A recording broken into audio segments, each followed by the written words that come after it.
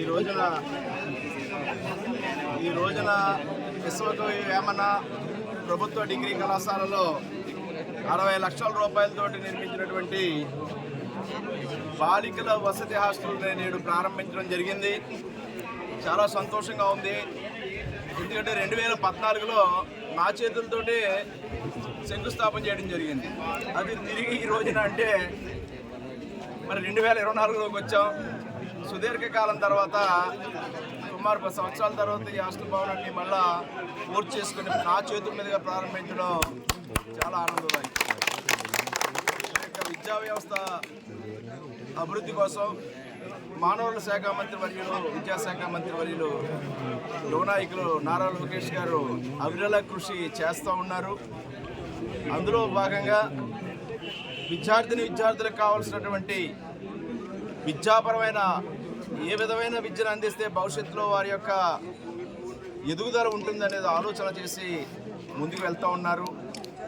అందులో భాగంగా చక్కటి విద్యా అవకాశాలు, దాంతోపాటు సౌకర్యాలు అన్నీ సమకూర్చడం కోసం ఎన్డీఏ కూటమి ప్రభుత్వం అవిరళ కృషి చేస్తూ ఉంది. ఈనాడు యొక్క ప్రభుత్వ డిగ్రీ కళాశాల నాకు వ్యక్తిగతంగా కూడా నేను కూడా ఈ కళాశాల విద్యార్థిని.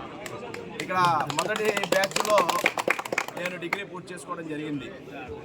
6వ తరగతి ఈ యొక్క క్యాంపస్లోనే నేను 6వ తరగతి జాయిన్ అయ్యి డిగ్రీ ఇక్కడ పూర్తి చేసుకోవడం కూడా నాకు గర్వకారణం.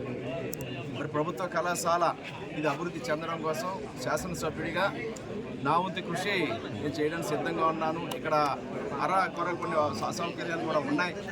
ఇప్పుడే వారు చెప్పడం జరిగింది. కొన్ని కార్యక్రమాలు చేపట్టాలని, సైకిల్ స్టాండు, ఇంకా కొన్ని హాస్పిటల్, కొన్ని అన్ని అవసరాలు కూడా వారు తెలియజేయడం జరిగింది. వాటన్నింటినీ కూడా తప్పకుండా దృష్టిలో పెట్టుకుని పూర్తి చేసి విద్యార్థులకు అసౌకర్యం లేకుండా చక్కటి విద్య అందేలాగా ఫ్యాకల్టీ బాగుండాలి. లెక్చరర్స్ కూడా బాగా వారి యొక్క అధ్యాపకులు ఎంత బాగా పనిచేస్తే అంత బాగా పిల్లలకి రేపు మంచి భవిష్యత్తు అందుతుంది. ఆ విషయంలో రాజీ పడకుండా కళాశాల అభివృద్ధి కోసం నా వంతు కృషి నేను అందిస్తానని, ఇక్కడ అసౌకర్యాలు తొలగించడానికి కూడా ప్రయత్నం చేస్తానని ఈ సందర్భంగా తెలియజేస్తూ, మరి ఈనాడు జాతీయ ఓటర్ల దినోత్సవం భారతరత్న డాక్టర్ బిఆర్ అంబేద్కర్ అందించినటువంటి రాజ్యాంగం మనకు కల్పించిన హక్కు ఓటు హక్కు. ఆ ఓటు హక్కు దాన్ని మన ప్రభుత్వాన్ని మనం ఎంపిక చేసుకుంటాం.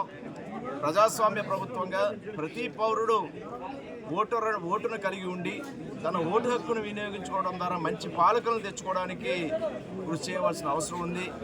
అదే రాజ్యాంగం లోబడి పనిచేసే ప్రభుత్వాలు, పాలకులు వచ్చినప్పుడు ప్రజలు అది గుర్తించి ఏ ప్రభుత్వం మంచిది, ఏ పాలకులు మనకి మన ప్రజానికానికి, మన సమాజానికి మేలు చేయగలరో ఆలోచన చేసి ఓటు హక్కును వినియోగించాలి.